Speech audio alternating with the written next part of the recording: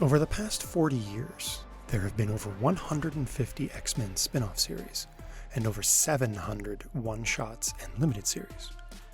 All of this began in '82 with the Wolverine miniseries authored by Claremont with help on plots and pencils by Frank Miller.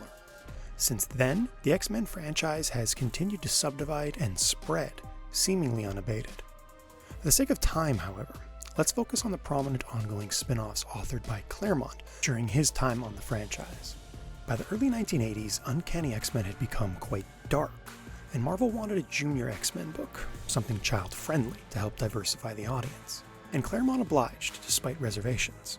First launched through a Marvel graphic novel in 1982, The New Mutants was a youth-appropriate title that introduced a variety of Claremont-created characters into the Marvel Universe. Most notably, Roberto da Costa, Danielle Moonstar, Sam Guthrie, and Rain Sinclair. But then Bill Sienkiewicz joined the book in issue 18 with the Demon Bear saga, introducing a surreal style of artwork that would energize the book and redefine what popular comics illustration could do for decades to come. It also brought with it a darker tone for the series, one that Claremont responded to enthusiastically, pushing the book to bold new heights of existential terror and human suffering, themes that pervaded the series for the entirety of Claremont's run on it, even after Sienkiewicz's departure. And indeed, the series features some of Claremont's best character work, particularly surrounding Illyana Rasputin, a subversive portrayal of post-sexual violence trauma whose metaphorical demons are personified through the haunting presence of literal demons and their persistent and exhausting threat to overwhelm her. While Marvel editors may have been frustrated by Claremont's subversion of their intent for the New Mutants, the series sold well, earned a cult following, and the juxtaposition of innocent, for the most part, young characters, and the horrors Claremont subjected them to actually enhanced a lot of the drama and tension by portraying them as constantly in over their heads, a potent metaphor for adolescence in general. Claremont's departure from that book after 54 issues was necessitated by his commitment to the two other X spin-off titles in the works, Wolverine and Excalibur, both of which launched in 1988 as ongoing titles building on the success of a limited series and a one-shot, respectively. Claremont would only write 9 of the first 10 issues of the new Wolverine series, but he nonetheless laid a lot of groundwork in that time, by taking the character into an adventure serial direction, whilst cultivating Logan's backstory with some unexpected twists and turns, emphasizing Wolverine's complex and enduring history, and his advanced network of connections and lingering enemies accumulated through many years of hard living.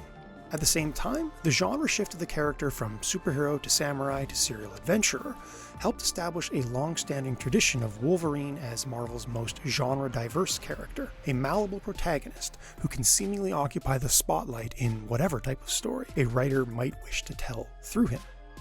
On the other side of the ocean, Excalibur was also something new for the X universe. Claremont's recipe started with the old Captain Britain mythology, a mythology he had himself created years ago for Marvel UK, and one that had been greatly cultivated through the work of later Captain Britain writers Jamie Delano and Alan Moore. Yes, that Alan Moore, alongside the inimitable pencil work of legendary comics artist Alan Davis. This Captain Britain mythology brought with it both the trappings of Arthurian romance and the delightful complexity of the Marvel multiverse, a concept created by Moore. Claremont combined this rich Captain Britain backstory with existing X-Men continuity and characters to form what seemed on the surface like the British wing of the X-Men. But where X-Men remained the staunchly serious text it had always been under Claremont, Excalibur drew from the theatrical genre of sex farce to create sexually charged character-based comedy with deep explorations of relationships and characters. Where Claremont's X-Men was often acknowledged as having subversive representations of queer sexuality and a whole lot of kink, for lack of a better term, Excalibur put a spotlight on those elements, helping to normalize some of that subtext in a way that resonated with the series' core audience of the time. With each of these spin-offs, Claremont demonstrated both the enduring capacity for the X-Men universe to expand and adapt, as well as his own capacity as a writer to tell different kinds of stories in different ways. These spin-offs were more than proofs of a concept, however. In their own way, each represents a beloved, enduring, and accomplished franchise in and of themselves, providing the world of comics with memorable characters and concepts and moments that have stood the test of time, even within a notoriously ephemeral medium. Thank you for watching. If you'd like to learn more about the Claremont Run project, you can find us on Twitter at Claremont Run, or visit us on the web at www.claremontrun.com.